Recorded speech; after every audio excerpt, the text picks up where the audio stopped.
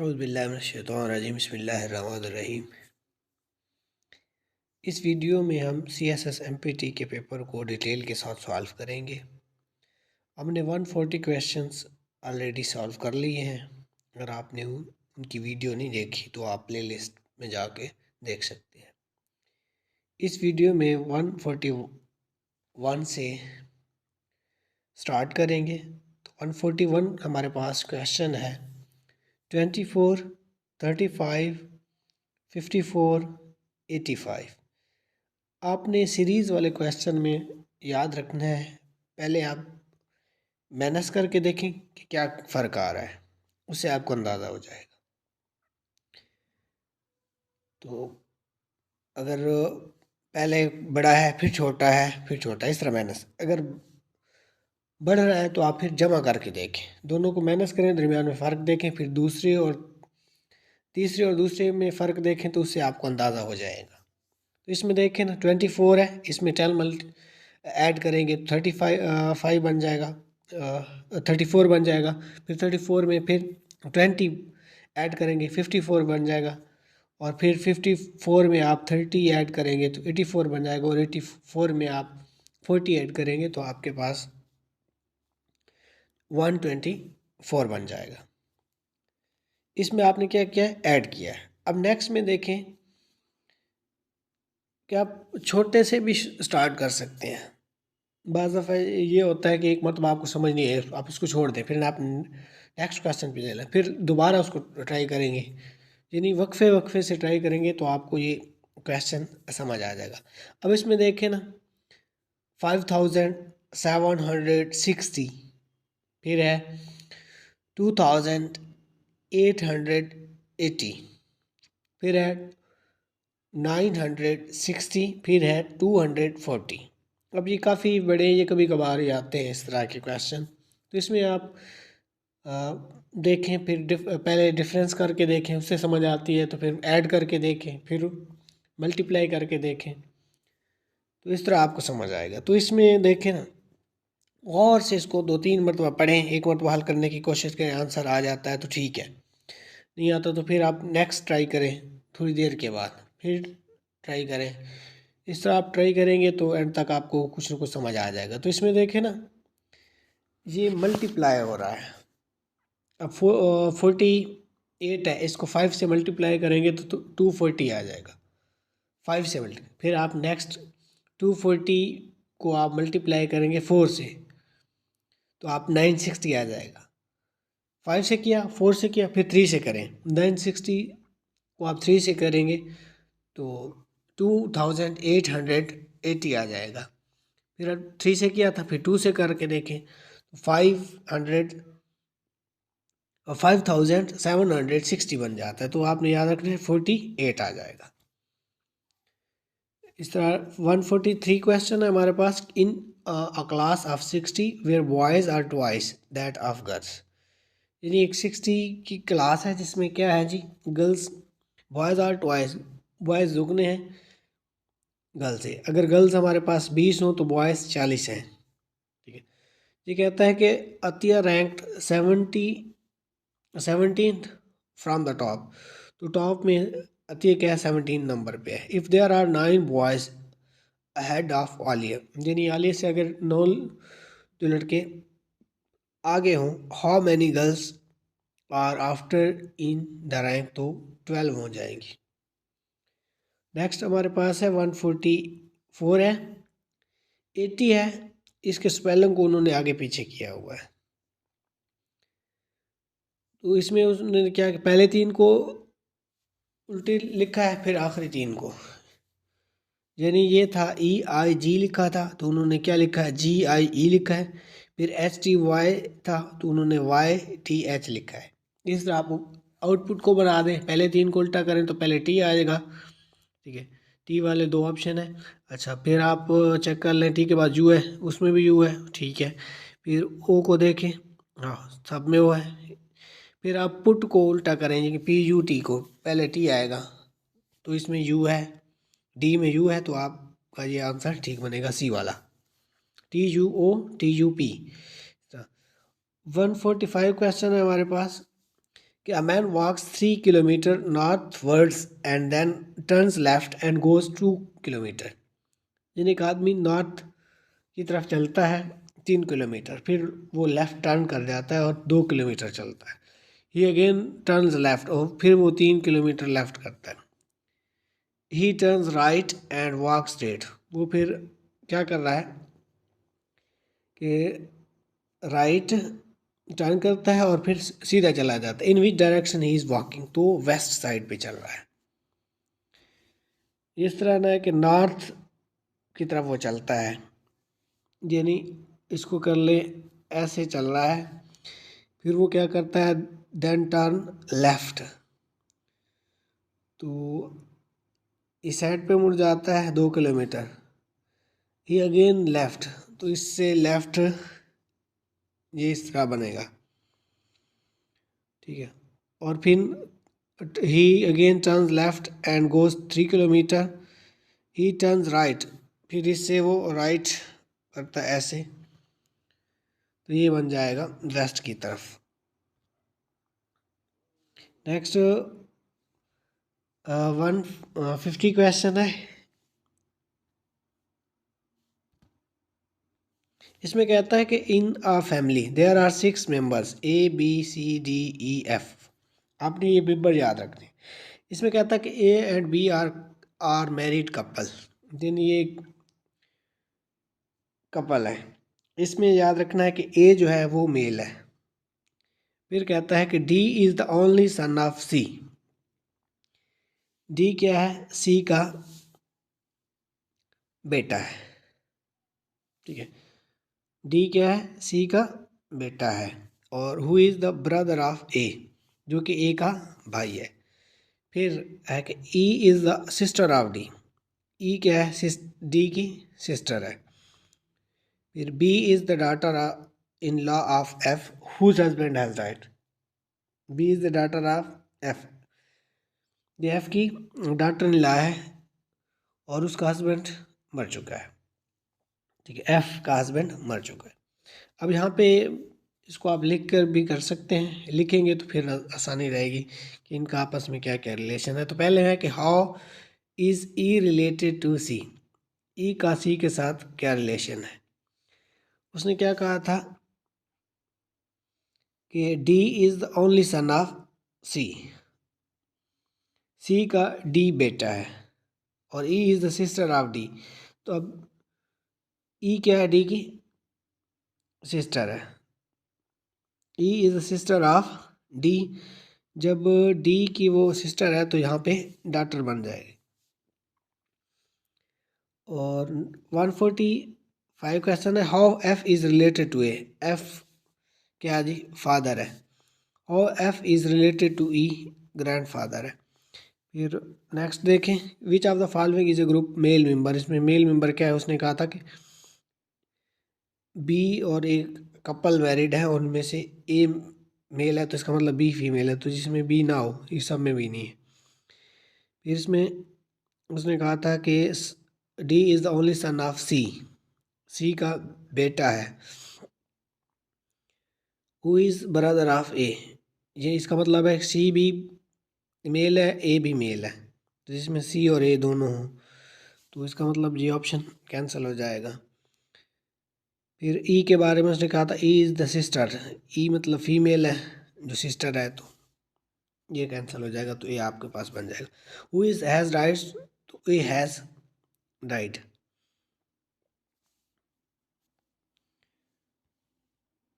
Next है, the James Webb telescope launched in December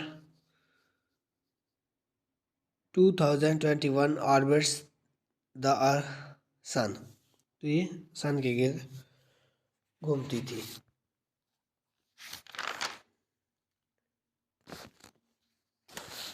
next हमारे पास question है 152, which layer of atmosphere is responsible for filtering out ultraviolet radiation. तो stratosphere आपने याद रखना है। अच्छा, स्ट्रेटोस्फेयर जो है ना, अल्ट्रावायलेट जो रेज है ना, उसको ये रोकती है। इसके लिए स्ट्रेटोस्फेयर को आप गुड ओजोन लेयर भी कह सकते हैं, ठीक है। और स्ट्रेटोस्फेयर के हवाले से याद रखना है जहाँ पे ओजोन की लेयर है, और इसके अलावा जो एरोप्लेन है वो भी स्ट्रेटोस्फेयर में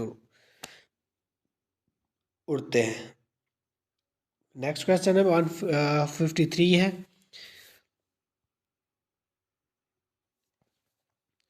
कि dark areas can be seen on the surface of the sun when views from a telescope. These are called sunspot. They form because of, ये क्यों बनते हैं, लोअर डेंसिटी ऑफ गैस की वजह से बनते हैं। सी ऑप्शन इसका ठीक है। फिर 154 है कि विच इज़ द फास्टर। तो इसमें माइक्रोवेव्स, गैमा रेज और रेडियो वेव्स, ये ऑल ऑफ दीज इनका आंसर है। नेक्स्ट है 155 है which is an example of water condensation. Water condensation की कौन सी मिसाल है कि due forming on grass during a cold night. तो जब कोल्ड नाइट होगी तो उसमें ये है वाटर कंडेंसेशन होगी तो तब ये बनेंगे।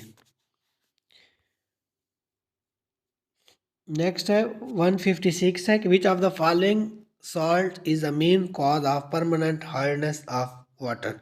तो उससे मैग्नीशियम सल्फेट होता है, वो हार्डनेस हार्ड वाटर होता है ना, जिसमें झाग वगैरह कम बनती है, उसको हम हार्ड वाटर कहते हैं।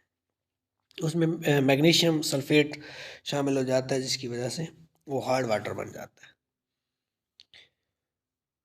नेक्स्ट 157 है in business organisation the ERP system are used. तो इन्वेंट्री मैनेजमेंट के लिए ये यूज़ होते हैं।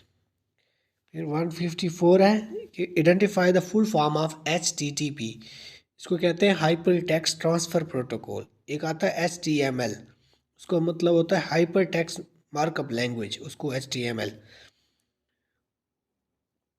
और ये है जी hyper text transfer protocol. Next 159 है कि scientific explanation supported by which evidence is called, इसको हम थ्योरी कहते हैं। ठीक है। 160 है क्वेश्चन हमारे पास, a volcanic eruption is displace of earth powers by release of heat energy. यानी अर्थ से जो वोल्केनिक एरप्शन होती हैं उससे क्या होता है कि रिलीज ऑफ हीट एनर्जी खारिज होती है। This process of heat escape can be classified, उसको हम कन्वेक्शन कहते हैं जब हीट खारिज हो रही होती है। अब नेक्स्ट जो टर्मिनोलॉजी है कंडक्शन। ठीक है। कंडक्शन में क्या होता है, कन्वेक्शन में क्या होता है कि हीट ट्रांसफ़र होती है। एक मिनट। जबकि कंडक्शन में क्या होता है कि व्हेन हीट मूव करती है एक ऑब्जेक्ट से दूसरे ऑब्जेक्ट में, तो उसको कंडक्शन कहते हैं। जैसे आपने कोई देगची हो, उसके साथ कोई दस्ता सा लगाओ तो वो या चम्मच भी गर्म हो जाता है, तो वो हीट ट्रांसफ़र हो रही होती है। जबकि रेडिएशंस क्या है कि energy that comes from a source and travels through space at the speed of light, उसको हम रेडिएशन कहते हैं, जो स्पीड ऑफ लाइट से स्पेस में से गुजर कर आती है। ठीक है, उसको हम रेडिएशन कहते हैं। 161 क्वेश्चन है कि fusion process is responsible for production of solar energy. जो फ्यूजन प्रोसेस होता है वो सोलर एनर्जी के लिए जिम्मेदार होता है। While fission process involve in nuclear energy, जबकि जो फिशन का प्रोसेस होता है वो न्यूक्लियर एनर्जी के लिए होता है। As an energy source for everyday use, everyday इस्तेमाल के लिए, जो रोज़ाना के इस्तेमाल के लिए एनर्जी का ज़रिया है।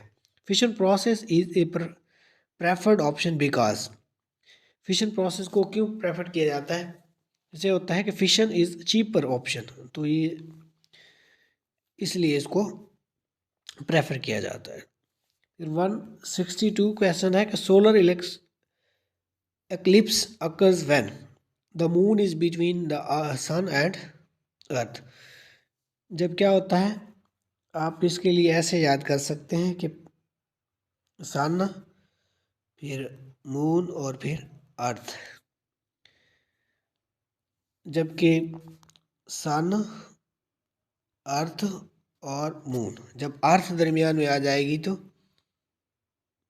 वो क्या बन जाएगा, मून एक्लिप्स बन जाएगा। जबकि मून दरमियान में आ जाएगा तो सोलर एक्लिप्स बन जाएगा। तो ये आपने याद रखना है। एसएमई का मतलब होता है जी सोलर एक्लिप्स, और जबकि एसईएम का मतलब होता है जी अर्थ मून एक्लिप्स। तो ये आपने याद रखना है। नेक्स्ट 163 क्वेश्चन है हमारे पास। The smallest unit of heredity, जो हेरिडिटी का स्मॉलेस्ट यूनिट होता है उसे हम जीन कहते हैं। जबकि इस जीन को डिस्कवर किया था विलियम जोहानसन ने किया था डिस्कवर। विलियम जोहानसन ने जीन को डिस्कवर किया था। नेक्स्ट है हमारे पास क्रोमोसोम्स की तादाद 46 होती है इंसान में, तो 23 के पेयर्स होते हैं। 164 है। The instrument use to measure wind speed is called, जो विंड की स्पीड को मेजर करता है उसे हम एनमीटर कहते हैं। याद रखना है कि जो विंड की स्पीड को मेजर करने के लिए जो इंस्ट्रूमेंट यूज़ किया जाता है उसे एनमीटर कहते हैं। जबकि हाइड्रोमीटर आपने याद रखना है डेंसिटी ऑफ लिक्विड को मेजर करता है। कौन सा? Hydrometer. Density of liquid, hydro का वर्ड जहाँ भी आएगा आपने उससे लिक्विड याद रखना है। ठीक है, हाइड्रो का मतलब भी लिक्विड होता है, तो हाइड्रोमीटर से मुराद होता है डेंसिटी ऑफ लिक्विड। इसके अलावा एक होता है हाइग्रोमीटर। तो हाइग्रोमीटर क्या करता है, वो humidity of air in the atmosphere check करता है, जो कि हवा में नमी की मिकदार के लिए हम हाइग्रोमीटर, जबकि डेंसिटी ऑफ लिक्विड के लिए हाइड्रोमीटर। बैरोमीटर आपने याद रखना है प्रेशर के लिए यूज़ करते हैं। एयर प्रेशर अगर आपने मापना हो तो उसके लिए बैरोमीटर यूज़ करते हैं, जिसे एवेलन जेलिस्टा टॉरिसेल्ली ने डिस्कवर किया था बैरोमीटर को, ये आपने याद रखना है। इसके अलावा थर्मोमीटर जो है रूडिमेंट्री था, वाटर थर्मोमीटर जो है गलीलियो ने किया था। इसके अलावा जो मरकरी थर्मोमीटर है उसको आपने याद रखना है डैनियल गैब्रियल फ़ारेनहाइट ने डिस्कवर किया था। और जो मरकरी थर्मोमीटर है ये -39 तक मेजर कर सकता है, क्योंकि इसके बाद जो मरकरी है वो जम जाता है। इसे अगर आपने low level pressures low level जो है उसको करना हो तो अल्कोहल थर्मोमीटर यूज़ किया जाता है। तो आपने याद रखना है कि जो थर्मोमीटर है उसको मरकरी थर्मोमीटर जो है उसको डैनियल ने डिस्कवर किया था। मिनिमम टेम्परेचर जो माप सकता है मरकरी थर्मोमीटर वो -39 है। इससे नीचे मापने के लिए ना अल्कोहल थर्मोमीटर यूज़ किया जाता है, तो हमें याद रखना। और बैरोमीटर प्रेशर के लिए होता है, और टॉरिसेल्ली ने हाइड्रोमीटर डेंसिटी ऑफ लिक्विड, जबकि हाइग्रोमीटर जो होता है वो उसको मेजर करता है ह्यूमिडिटी ऑफ एयर को मेजर करता है। ठीक है, जबकि विंड की स्पीड को मेजर करने के लिए हम एनमीटर यूज़ करते हैं। एनमोमीटर होता है, एनीमीटर होता है। 165 क्वेश्चन है, विच of the following is a pure substance made up of 2 और more types of atoms of element, उसको कंपाउंड कहते हैं जो। ठीक है, अच्छा कंपाउंड और मिक्सचर में अक्सर फ़र्क पूछा जाता है। तो कंपाउंड में जो होता है ना उसमें केमिकली बॉन्ड बने होते हैं और उसको आप फिजिकली अलहदा नहीं कर सकते। जैसे वाटर है, वाटर कंपाउंड है, इसकी जो एटम है उसको आप सेपरेट नहीं कर सकते। उसमें यानी H2O है, यानी H2O है, इसमें हाइड्रोजन और ऑक्सीजन के एटम पाए जाते हैं। तो आप एच को और यानी हाइड्रोजन को ऑक्सीजन को अलहदा नहीं कर सकते कंपाउंड में। जबकि जो मिक्सचर होता है उसमें आप चीज़ों को सेपरेट कर सकते हैं, उनके जो एलिमेंट्स हैं। जैसे साल्ट और वाटर आपस में क्या हो जाते हैं, मिक्सचर बन जाते हैं। उसमें आप साल्ट को भी अलहदा कर सकते हैं, वाटर को भी। इस तरह शुगर और वाटर हो सकता है, उसको आप अलहदा कर सकते हैं। तो आपने याद रखना है मिक्सचर और कंपाउंड में क्या फ़र्क है, कि आप जो है ना कंपाउंड उसको केमिकली बाउंडेड होता है और आप सेपरेट नहीं कर सकते उसके एटम को, जबकि मिक्सचर में अलहदा कर सकते हैं। तो ये कहता है कि जो एटम से मिलकर बना है तो उसके लिए आपने याद रखना है कंपाउंड का वर्ड यूज़ किया जाता है। ठीक है, नेक्स्ट 166 क्वेश्चन है कि gastric juice is a fluid formed with in the stomach. तो lining has pH value of, इसकी वैल्यू कितनी होती है? पीएच वैल्यू 3 होती है। तो आपने याद रखें गैस्ट्रिक जूस में 3 चीज़ें शामिल होती हैं। उसमें हाइड्रोक्लोरिक एसिड होता है, पेप्सन होता है, ठीक है, पेप्सन एंजाइम होता है, लाइपेज होता है, ठीक है। हाइड्रोक्लोरिक एसिड का काम होता है जो आप खुराक खाते हैं उसमें जो जरासीम आ जाते हैं उनको किल करना का काम हाइड्रोक्लोरिक एसिड का होता है। जबकि पेप्सन प्रोटीन को डाइजेस्ट करने में हेल्प करता है और उसको कन्वर्ट कर देता है पेप्टोन्स में, ठीक है। इसके अलावा जो लेपिज होता है इसका काम होता है कि खुराक में फैट्स को तोड़ता फोड़ता है। तो आपने याद रखना है कि स्टोमिक में जो गैस्ट्रिक जूस है उसमें से 3 तरह की चीज़ें निकलती हैं। उसमें हाइड्रोक्लोरिक एसिड हो गया, पेप्सन हो गया और लाइपेज हो गया। लाइपेज फैट को हजम करने में मदद देता है, जबकि पेप्सन प्रोटीन को, जबकि हाइड्रोक्लोरिक एसिड जो खुराक में जरासीम आ जाते हैं उनको किल करने में मदद देता है। नेक्स्ट है कि the earth summit in 1992 was held in, Brazil में ये हुई थी जो अर्थ समिट थी, ठीक है। और ब्राज़ील का शहर था रियो डी जनेरो। इसमें 13 से 14 जून 1992 में ये अर्थ समिट हुई थी। अर्थ समिट को वैसे ओरिजिनल पूछे तो ये होता है the United Nations conference on environment and development, उसको हम अर्थ समिट कहते हैं, जो कि रियो डी जनेरो ब्राज़ील का शहर है। तो आपने ब्राज़ील के बारे में याद रखना है कि ब्राज़ील साउथ अमेरिका का लार्जेस्ट सिटी है, लार्जेस्ट सॉरी कंट्री है। इसका कैपिटल है ब्राज़ीलिया। ब्राज़ीलिया कहते हैं इस्लामाबाद को, पाकिस्तान का जो शहर है इस्लामाबाद, उसको भी ब्राज़ीलिया कहते हैं। तो आपने याद रखना है इसको कि 1992 की जो अर्थ समिट है वो ब्राज़ील में हुई थी, और एग्जैक्ट सिटी पूछता है तो रियो डी जनेरो। नेक्स्ट है the book Jinnah the soul spokesman is written by, ये आयशा जलाल ने लिखी है। The soul spokesman, Ayesha Jalal की और भी बुक्स हैं जिसमें the struggle for Pakistan, the struggling for Pakistan, फिर है सेल्फ एंड सॉवरेनिटी। ये 3 बुक्स आपने याद रखनी है। The soul spokesman, the struggling for Pakistan, और 3rd नंबर पे है सेल्फ एंड सॉवरेनिटी।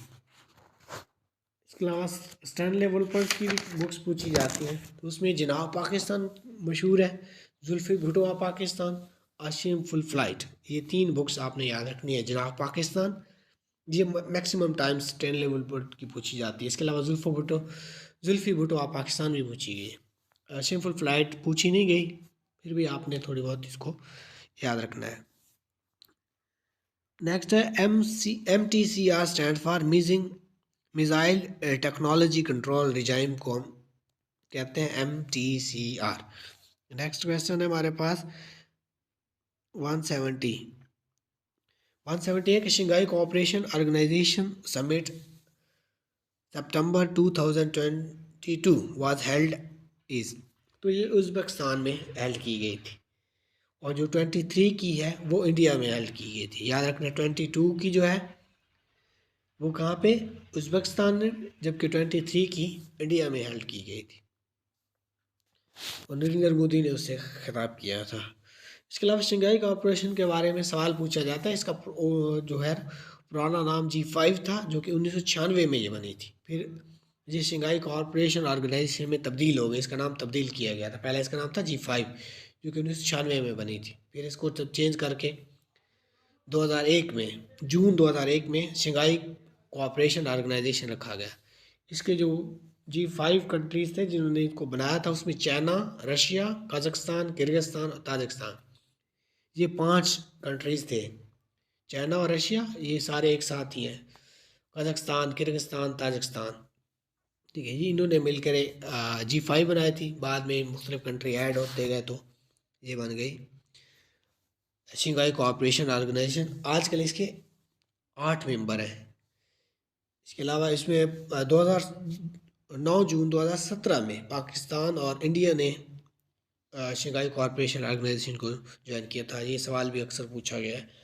इसके अलावा रिसेंटली ईरान ने ज्वाइन किया है जुलाई 2023 में। ठीक है, इसका पर्पस पूछा गया तो इसका पर्पस अक्सर आजकल पर्पस भी पूछते हैं कि जो शंघाई कॉरपोरेशन ऑर्गेनाइजेशन है या इस तरह के कुछ और ऑर्गेनाइजेशन के पर्पस क्या है। तो इसका पर्पस है to promote regional cooperation stability in Eurasia. ठीक है, उसको प्रमोट करने के लिए ये रिसेंटली एक पेपर में पूछा गया है कि शंघाई कॉरपोरेशन ऑर्गेनाइजेशन का जो है पर्पस क्या था। नेक्स्ट 171 है the military operation Desert Storm was against. तो इसमें नन ऑफ दीज का ऑप्शन आता है। ये the military operation Desert Storm है ना, ये 17 जून 1991 को इराक और कुवैत में के अगेंस्ट यूएसए ने किया था। तो इसका ये ऑप्शन गलत लगा हुआ है, तो आपने नन ऑफ दीज, इसमें आपने याद रखना है इराक, ठीक है, इराक और फिर कुवैत, उसके खिलाफ ये था ऑपरेशन मिलिट्री। ये ऑपरेशन हुआ था 1991 में 16-17 जनवरी में 1991 में इराक और कुवैत के खिलाफ ऑपरेशन डेजर्ट स्टॉर्म यूएसए ने स्टार्ट किया था। ठीक है, यहाँ पे ये ऑप्शन गलत है, आप इसको दुरुस्त कर लेना है। इसके अलावा डिफरेंट ऑप्शन जो है ना ऑपरेशन के बारे में पूछा जाता है।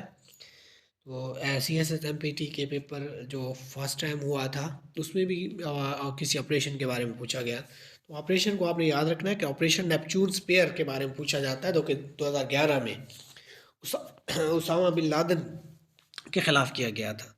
तो आपने याद रखना है ऑपरेशन नेपच्यून स्पेयर 2011 में उसामा बिन लादेन के खिलाफ किया था। इसके अलावा जो मशहूर है मिडनाइट जैकल है, वो 1989 में बेनज़ीर गवर्नमेंट के खिलाफ किया गया था। इसके अलावा जो मशहूर ऑपरेशन लाल मस्जिद का ऑपरेशन, उसका नाम क्या है, तो उसका अगर कोड नेम पूछते हैं तो आपने याद रखना है कि ऑपरेशन सनराइज है।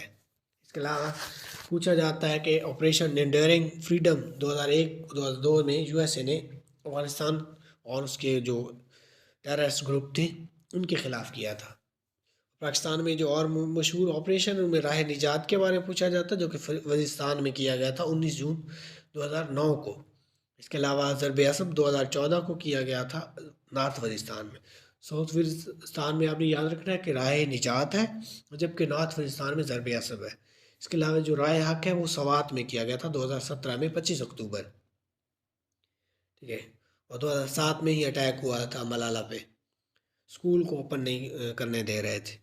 रद्दुल फसाद जो है ना ये पूरे कंट्री में किया गया था 22 फरवरी 2017 से ये स्टार्ट हुआ था। ठीक है, तो ये है। और इसके अलावा ऑपरेशन इराकी फ्रीडम भी यूएसए ने स्टार्ट किया था 20 मार्च 2003 को सदाम हुसैन के ख़िलाफ़। तो ये चंद ऑपरेशन है जो आपने याद रखने हैं।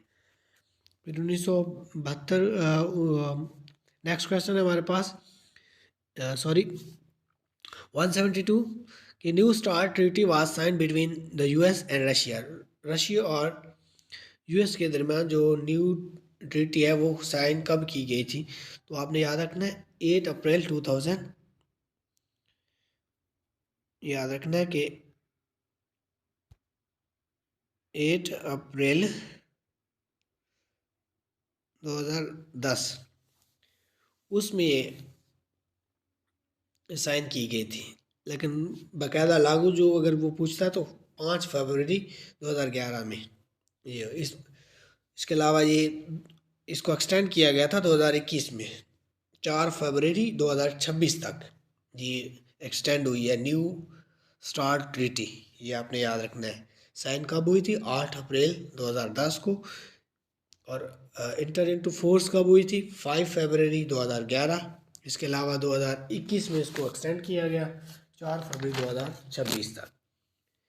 ठीक है, और ये ट्रीटी क्या है, न्यू स्टार्ट ट्रीटी एक न्यूक्लियर आर्म रिडक्शन ट्रीटी है, जिसमें वो जो न्यूक्लियर आर्म्स हैं उनको रिड्यूस करेंगे, उनके इस्तेमाल को रिड्यूस करेंगे। कौन कौन, ये रशिया और यूएसए के दरमियान ट्रीटी हुई थी। ठीक है, इसके अलावा स्टार्ट 1 एक ट्रीटी थी, ये उसी की सीरीज़ का हिस्सा है, जो कि जुलाई 31 1991 में यूएस प्रेसिडेंट जॉर्ज बुश और स्वेद उस टाइम था सोवियत जनरल सेक्रेटरी गोरपेगकेव, ये इस तरह का कुछ नाम है, उनके दरमियान ये न्यू स्टार्ट ट्रीटी हुई थी, स्टार्ट वन ट्रीटी जो हुई थी। अब न्यू स्टार्ट ट्रीटी जो है ना, जो 2010 में हुई है, ठीक है, ये आपने। और ये न्यू स्टार्ट ट्रीटी एक तो याद रखना है कि 8 अप्रैल 2010 में स्टार्ट हुई है, और फोर्स कब हुई थी, 5 फरवरी 2011 को। इसके अलावा ये किन के दरमियान हुई थी, ये बाराक हुसैन ओबामा और डिमिट्री मेडेव मेडवेडेव, ये इस तरह का कुछ नाम है, दिमित्री आपने याद रखना है, बाराक हुसैन ओबामा, उनके दरमियान ये न्यू स्टार्ट ट्रीटी हुई थी, ठीक है। 173 क्वेश्चन है हमारे पास कि Hezbollah group belongs to Lebanon से ये ताल्लुक़ है, ये बना था 1982 में, ठीक है, याद रखना है। हिजबुल्लाह कब बना था, ये रिसेंटली एक पेपर में पूछा गया कि हिजबुल्लाह कब बना था, तो 1982। हम इसमें जो भी क्वेश्चन डिस्कस करें जी ऑलमोस्ट पास्ट पेपर जो पीपीएससी के होते रहे उनके क्वेश्चन है, तो इसे आप अंदाज़ा लगा सकते हैं किस तरह के क्वेश्चन आते हैं। 174 है, fourth Geneva convention was signed, ये फोर्थ जेनेवा कन्वेंशन जो है एग्जैक्ट डेट अगर पूछता है तो 12 अगस्त 1949 है, ठीक है, तो आपने याद रखना है 12 अगस्त 1949 है फोर्थ जेनेवा कन्वेंशन, ठीक है। तो ये सिविलियंस के बारे में है कि civilian in areas of arm conflict and occupied territories are protected by 159 articles. इसका एक आर्टिकल है 159, उसके तहत जो है ना, अगर कहीं जंग हो रही है या ऑक्युपाइड टेरिटरीज है, उसमें जो सिविलियन है ना, उनको वो ये नुकसान नहीं पहुंचाएंगे, उनको प्रोटेक्ट किया जाएगा। उस हवाले से ये फोर्थ जेनेवा कन्वेंशन, ठीक है। नेक्स्ट देख लें 175 है कि लिरा किस is currency of Turkish, lira होता है तो तुर्की की जो करेंसी है वो लिरा है, ठीक है। इसके अलावा सिक मैन ऑफ यूरोप भी कहते हैं तुर्की को। नेक्स्ट 176 क्वेश्चन है, the new great game is competition among major powers, उसमें सेंट्रल एशिया है, ठीक है, जिसमें ये अफगानिस्तान आ जाता है, ईरान आ जाता है, ये सारे कंट्रीज जो है ना सेंट्रल एशिया में आ जाते हैं। 177 क्वेश्चन है हमारे पास, the Nobel peace prize was awarded to Malala Yousafzai in 2014 में दिया गया था। यंगेस्ट नोबल रिसिपिएंट्स अगर पूछा जाए तो वो आपने याद रखना है मलाला यूसुफजई, और पाकिस्तान में सेकंड नंबर पे, पहले नंबर पे अब्दुल सलाम को मिला था 1979 में, जबकि सेकंड नंबर पे जो यंगेस्ट नोबल प्राइज़ विनर हैं वो 2014। इसके अलावा थर्ड नंबर पे भी अखुवत फाउंडेशन के कोई उनको ये मिला है। और मलाला यूसुफजई की एज पूछी जाती है तो 17 ईयर एज थी जब मलाला यूसुफजई को नोबेल प्राइज़ मिली। इसके अलावा 2021 में मलाला यूसुफजई ने अफसर मलिक से शादी की है, शादी के बारे में अगर पूछा जाए, ठीक है, तो ये आपने याद रखना है। और 2007 में इस पर अटैक हुआ था मलाला यूसुफजई पे। नेक्स्ट हमारे पास है LTTE स्टैंड फॉर, तो ये है लिबरेशंस टाइगर्स ऑफ तमिल इलम। फिर 179 क्वेश्चन हमारे पास, strait of Hormuz is located between the Persia gulf and gulf of Oman के दरमियान में है। हम पहले ही इनके स्ट्रेट्स के बारे में पढ़ चुके हैं। तो स्ट्रेट क्या होती है कि एक नैरो स्ट्रिप होती है जो दो लैंड मासेस को सेपरेट करती है, जबकि दो जो वाटर बॉडीज़ हैं उनको ये कनेक्ट करती है। उसको हम क्या कहते हैं, उसको हम कहते हैं स्ट्रेट। मुख्तलिफ स्ट्रेट्स हैं जो पूछी जाती हैं पेपर में, वो मैंने पहले भी डिस्कस की है। तो उसमें से ये पूछी जाती है मलाक्का स्ट्रेट, जो कि लॉन्गेस्ट स्ट्रेट अगर पूछता है तो आपने याद रखना है वो मलाक्का स्ट्रेट है, जो कि मलेशिया और इंडोनेशिया को सेपरेट करती है, मलाक्का स्ट्रेट। इसके अलावा डॉवर स्ट्रेट है जो कि बिजिएस्ट स्ट्रेट कंसीडर की जाती है। अगर सवाल आ जाए कि बिजिएस्ट स्ट्रेट कौन सी है, तो वो आपके पास डोवर स्ट्रेट है जो कि फ्रांस और यूके के दरमियान में है। इसके अलावा मलाक्का स्ट्रेट के बारे में हमने मलेशिया और इंडोनेशिया को सेपरेट करती है और 80% तकरीबन ट्रेड इसी से होती है। ये सेपरेट अगर करती है तो ये पैसिफिक ओशन को इंडियन ओशन से सेपरेट करती है। इसके अलावा जॉर्ज स्ट्रेट के बारे में पूछा जाता है तो याद रखना है मलेशिया और सिंगापुर के दरमियान में। और स्ट्रेट ऑफ हार्मस तो आपको पता है ईरान, ओमान और यूएई के दरमियान में है। और फिर नेक्स्ट हमारे पास जी और स्ट्रेट ऑफ जिब्राल्टर जिसको पिलर ऑफ हरक्यूलिस भी कहते हैं, मोरक्को और स्पेन को ये सेपरेट करती है और मेडिटेरियन सी और अटलांटिक सी के दरमियान में वाक़ है। ठीक है, बेरिंग स्ट्रेट के बारे में पूछा जाए तो ये जस्ट इतना ही पूछेगा कि एशिया और नॉर्थ अमेरिका को ये अलग करती है। इसके अलावा रिसेंटली एक पेपर हुआ है, उसमें पूछा गया था कि जो इटली है और सिसली को कौन सी स्टेट सेपरेट करती है, तो स्टेट ऑफ मेसीना उनको ये सेपरेट करती है। बाबुल मंदीब स्टेट एशिया को अफ्रीका यानी रेड सी को पर्शियन गल्फ से कनेक्ट करती है और इसको हम गेट ऑफ टेयर्स भी कहते हैं। पाक स्टेट के बारे में पूछता है तो इंडिया और श्रीलंका के दरमियान में वाक़ है। नेक्स्ट हमारे पास 180 क्वेश्चन है कि कोपेंगन अकॉर्ड ऑफ 2009 डील्स विद, ये किससे डील करता है, तो ये क्लाइमेट चेंज को डील करता है। नेक्स्ट है हमारे पास Zine al Abidine Ben Ali was president of Tunisia के थे। अरब स्प्रिंग ट्यूनिस से स्टार्ट हुई थी जब एक बेजोजी बंदे ने, फ्रूट सेलर था, उसने खुद को आग लगा थी। इस तरह भी 2017 से ही, अगर यमन क्राइसिस पूछता है तो वो भी 2011 में है, सॉरी 2011 में है।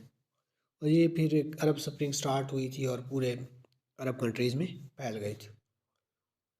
इसमें काफ़ी तब्दीली आई थी कंट्रीज़ में।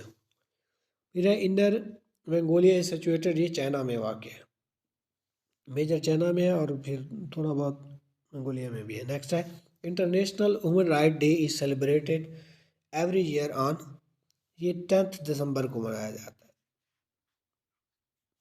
ह्यूमन राइट डे कब मनाया जाता है, 10 दिसंबर को मनाया जाता है और 1948 से मनाना शुरू स्टार्ट हुआ।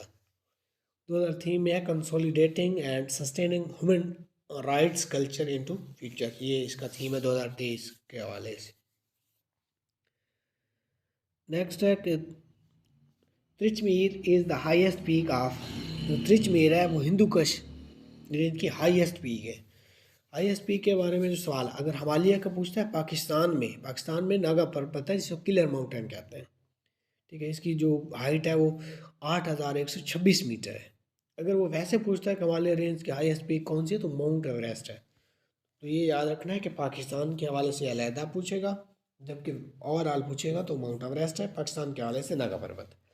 हिंदू कश की आपने देख ली है, तुर्चमीर है 7,690 मीटर इसकी हाइट है। कराक्रम की केटू है जो कि पाकिस्तान की हाईएस्ट पीक है, 8,611 किलोमीटर 611 मीटर है। इसके अलावा कोई सफ़ेद की पूछता है तो सकाराम है और कोई सलमान की पूछता है तो जरगम गार है। जबकि साल की पूछता है तो सूंस केसर है, किरथर की पूछता है तो जरदक है। ये आपने याद रखनी है। नेक्स्ट 185 है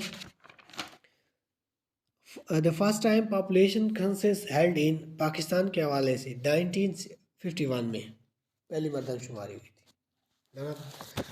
दीजिए इसका मतलब 1951 में पहली मरदमशुमारी हुई थी, फिर वो 1961 में हुई, फिर 1972 क्योंकि कतर में वार चल रही थी, फिर 1981 में, फिर 1991 में, फिर 1998 में, फिर 2017 में हुई थी।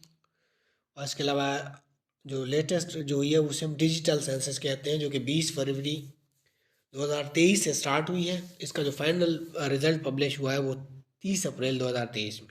याद रखना है स्टार्ट कब हुई है, 20 फरवरी 2023 में। फाइनल रिजल्ट कब आ रहा है, अप्रैल 30 2023 में। करंट जो पॉपुलेशन है पाकिस्तान की वो 241.59 मिलियन है। ठीक है, तकरीबन 24 करोड़ से या इतना कुछ बनता है इसके अलावा आपने याद रखने कि सब कंटिनेंट में फर्स्ट टाइम सेंसस कब हुई थी, तो 1881 में हुई थी, 1881 में फर्स्ट टाइम सेंसस हुई थी। ये सारे सवाल आपने याद रखने हैं। फिर 186 क्वेश्चन है कि शिमला एग्रीमेंट बिटवीन इंडिया और पाकिस्तान वाज साइंड इन। जो शिमला एग्रीमेंट है पाकिस्तान और इंडिया के दरमियान, ये कब हुआ था, तो 2 जुलाई था, 2 जुलाई 1972। तो उसके तहत हुआ था, जिसमें शिमला एग्रीमेंट में ही सीज फायर लाइन जो कि 1949 में बनी थी, उसको लाइन ऑफ कंट्रोल का नाम दिया गया 1972 में। 2 जुलाई 1972 में जब शिमला एग्रीमेंट हुआ था इंदिरा गांधी और जुल्फ़िकार अली भुट्टो के दरमियान में। और जुल्फ़िकार अली भुट्टो ने तकरीबन 93,000 प्रिजनर को रिलीज़ करवाया था। ये सबसे बड़ा कारनामा समझा जाता है। इसके अलावा ताशकंद खान एग्रीमेंट के बारे में पूछा जाता है, तो 10 जनवरी 1966 में, यानी 10 जनवरी 1966 को ताशकंद एग्रीमेंट हुआ था। उस टाइम जो प्राइम मिनिस्टर थे इंडिया के, वो लाल बहादुर शास्त्री थे, जबकि यहाँ पे अयूब खान उनके दरमियान में हुआ था। इसके अलावा आपने इस सवाल याद रखना है कि मकबूल हुसैन एक सिपाही थे 1965 की वार में, ठीक है। वो पकड़े गए थे और उनको रिलीज़ किया था उन्होंने 2005 में। याद रखना 17 सितंबर 2005 में इंडिया ने मकबूल हुसैन को, जिसका मेरे ख्याल में ड्रामा भी चलता रहा है वो, और इनकी जो डेथ होती है वो 28 अगस्त 2008 में इनकी डेथ हो जाती है मकबूल हुसैन की, जो 1965 में इंडिया ने उसको प्रिजनर बनाया था। नेक्स्ट 187 है, the Pakistan Sparco was founded in. तो पाकिस्तान के जो स्पार्को है उसको कब फाउंड किया गया था, तो 1961 में फाउंड किया गया था, ठीक है। और इसका हेड क्वार्टर कहाँ पे, इस्लामाबाद में है। इन्होंने पहला जो सेटेलाइट है वो बदर लॉन्च किया था 16 जुलाई 1990 में, ठीक है। बंद तो ये 1961 में गई थी, उस टाइम डॉक्टर अब्दुल सलाम ने बनवाई थी। उसके जो चेयरमैन थे, फर्स्ट चेयरमैन, वो डॉक्टर अब्दुल सलाम थे, ठीक है। इसलिए इसके अलावा डॉक्टर अब्दुल सलाम को पाकिस्तान का जो है ना स्पेस प्रोग्राम का फादर भी कंसीडर किया जाता है। आजकल एक सवाल पूछा जाता है अरूबा अफरीदी के बारे में, कि पाकिस्तान की जो कौन सी फीमेल जो है स्पेस इंजीनियर है, तो वो अरूबा अफरीदी है। ये आपने याद रखना। स्पार्को के अगर स्पार्को के बारे में पूछा जाए, स्पेस एंड अपर एटमॉस्फेयर इसका पूरा नाम है, ठीक है। इन्होंने फर्स्ट जो रॉकेट है वो राहबर, जबकि फर्स्ट सैटेलाइट बदर। ये आपने याद रखना। करंट हेड मोहम्मद यूसुफ खान है। फिर नेक्स्ट हमारे पास क्वेश्चन वैसे काफ़ी सारे रहते हैं, चलें इनको जल्दी जल्दी देख लेते हैं, या इनको नेक्स्ट वीडियो में सॉल्व करेंगे। तब तक के लिए अल्लाह हाफिज़। खुश रहें, खुशियाँ बांटें पाकिस्तान।